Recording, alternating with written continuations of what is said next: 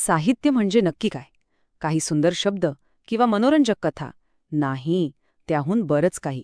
साहित्य म्हणजे खरं तर एक आरसा असतो, ज्यामध्ये आपल्याला त्या त्या काळाचा आत्मा म्हणजेच त्या युगाचं खरंखुरं प्रतिबिंब दिसतं. चला तर मग, आज आपण मराठी साहित्याच्या याच आरशातून डोकावून महाराष्ट्राच्या 500 वर्षांच्या इतिहासाचा माग घेऊया.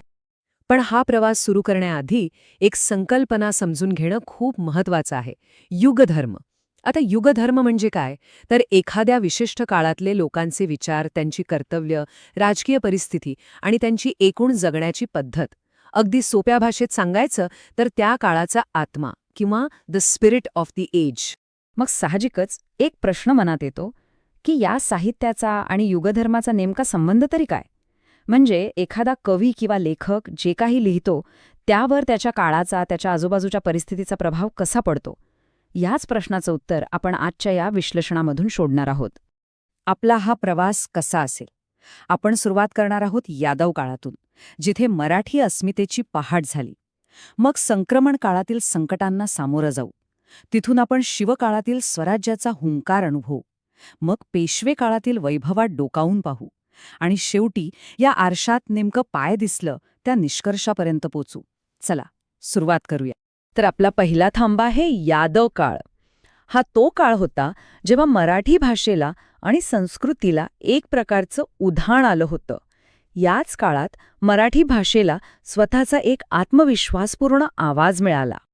गंमत म्हणजे ह्याच काळात दोन मोठे आणि एकमेकांपेक्षा अगदी वेगळे विचारप्रवाह तयार झाले.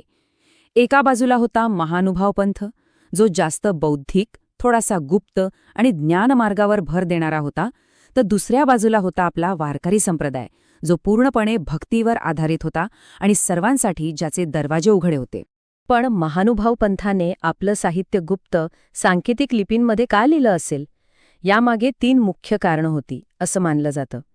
एक, त्यांचा वैदिक कर्मकांडाला विरोध होता, त्यामुळे सनातनी ब्राह्मणांकडून त्रास होण्याची भीती होती. दुसरं, उत्तरेकडून होणाऱ्या आक्रमणांमध्ये आपले महत्त्वाचे ग्रंथ नष्ट होऊ नयेत, ही काळजी. आणि तिसरं, आपलं ज्ञान फक्त पात्र लोकांनाच मिळावं अशी त्यांची इच्छा होती. आणि याच्या अगदी उलट होते वारकरी संत. संत ज्ञानेश्वरांचे हे शब्द बघा, किती आत्मविश्वास आहे यात. त्यांनी गीतेसारखं मोठं तत्वज्ञान सर्वसामान्यांच्या मराठीत आणलं. हा फक्त मराठी भाषेबद्दलचा अभिमान नव्हता, तर ज्ञानावरची फक्त संस्कृतची मक्तेदारी मोडून काढणारे एक मोठं सांस्कृतिक बंड होत. आता आपण पुढच्या टप्प्याकडे जाऊया. यादव साम्राज्यानंतरचा काळ, ज्याला अनेक जण अंधार युग असं म्हणतात. पण खरंच तो काळ अंधाराचा होता का, की त्यात अजून काही दडलंय? हे खरे की या काळात साहित्याची निर्मिती खूप कमी झाली. पण का? त्याची कारणं फक्त राजकीय नव्हती. यादवांचं राज्य गेलं, बहमनी सल्तनत आली आणि या सगळ्यावर कडी म्हणजे 1396 साली एक महाभयंकर दुष्काळ पडला, दुर्गादेवीचा दुष्काळ. हा दुष्काळ तब्बल 12 वर्षे टिकला होता. विचार करा, समाजजीवन किती विस्कळीत झालं असेल. म्हणूनच या काळाला अंधारयुग म्हणण्यापेक्षा टिकून राहण्याचा काळ म्हणणं जास्त बरोबर ठरेल. हा काळ सांस्कृतिक मरगळीचा नव्हता, तर नव्या, अवघड परिस्थितीशी जुळवून घेत आपलं अस्तित्व टिकवण्याचा होता. आणि ह्याच टिकून राहण्याच्या प्रयत्नात भाषेनेही स्वतःला बदललं. प्रशासनाची भाषा फारसी झाली होती, त्यामुळे जमीन, कागद, बाजार, कारखाना असे हजारो फारसी आणि अरबी शब्द आपोआप मराठीत आले. हे कोणी लादलं नव्हतं, तर ती एक व्यावहारिक गरज होती. आणि मग येतो तो काळ ज्याने महाराष्ट्राचा चेहरा मोहराच बदलून टाकला. शिवकाळ. छत्रपती शिवाजी महाराजांच्या उदयाने महाराष्ट्राचा युगधर्म पूर्णपणे बदलला. आता साहित्याचं ध्येय फक्त देवभक्ती किंवा तत्वज्ञान राहिलं नव्हतं, तर ते राष्ट्र उभारणीचं एक शक्तिशाली साधन बनलं होतं. या काळात 2 महान संत झाले, संत तुकाराम आणि समर्थ रामदास. दोघांचे मार्ग वेगवेगळे होते, पण ध्येय एकच होतं. तुकारामांनी आपल्या अभंगातून पिचलेल्या, दबलेल्या समाजाला आवाज दिला, तर रामदासांनी तरुणांना बळ आणि युक्ती वापरून समाज संघटित करण्याचा कानमंत्र दिला.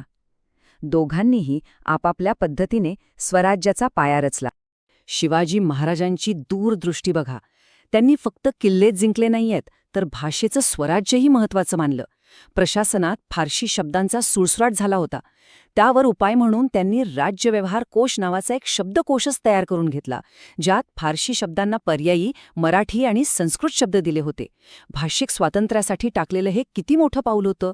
चला आता पेशवे काळात प्रवेश करूया. हा मराठा साम्राज्याचा वैभवाचा विस्ताराचा काळ होता. पण याच वैभवाच्या आत कुठेतरी विलासीपणा आणि नैतिक घसरणीची बीजही दडलेली होती. या काळात साहित्याचे 2 प्रवाह अगदी स्पष्ट दिसतात. एक होता पंडिती काव्याचा, जो उच्चभ्रू विद्वानांसाठी होता. त्याची भाषा संस्कृत प्रचूर, खूप अलंकारिक होती. तर दुसरा प्रवाह होता शाहिरी काव्याचा, जो थेट सैनिक आणि सामान्य लोकांसाठी होता. त्याची भाषा सोपी, सरळ आणि थेट काळजाला भिडणारी होती.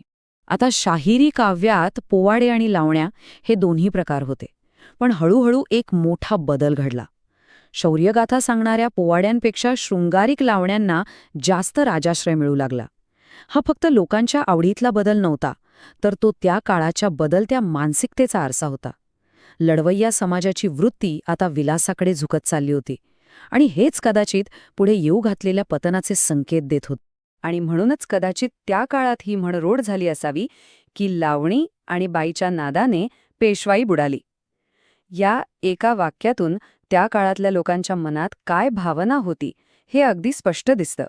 तर मग या 500 वर्षांच्या प्रवासातून आपण नेमकं काय पाहिलं? चला हे सगळे धागे आता एकत्र जोडून एक अंतिम चित्र कसं दिसतंय ते बघूया. हे बघा, ह्या तक्त्यामध्ये सगळं किती स्पष्ट दिसतंय. अभंगांनी आध्यात्मिक समानतेचा युगधर्म सांगितला, भारुडांनी समाज सुधारणेचा प्रयत्न केला, पोवाड्यांनी राष्ट्रवादाची ज्योत पेटवली, तर लावणीने कुठेतरी विलासीपणा दाखवला.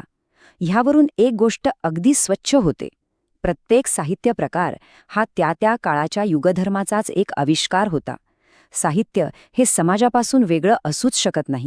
अर्थात आजचे विचारवंत या इतिहासाकडे अधिक चिकित्सकपणे बघतात. जसं की ग. सरदार म्हणतात की संतांनी समाजाला सांस्कृतिक पातळीवर एकत्र आणलं, पण आर्थिक शोषणाच्या प्रश्नाला हात घातला नाही. नरहर कुरुंदकरांनी तर एक वेगळाच मुद्दा मांडलाय.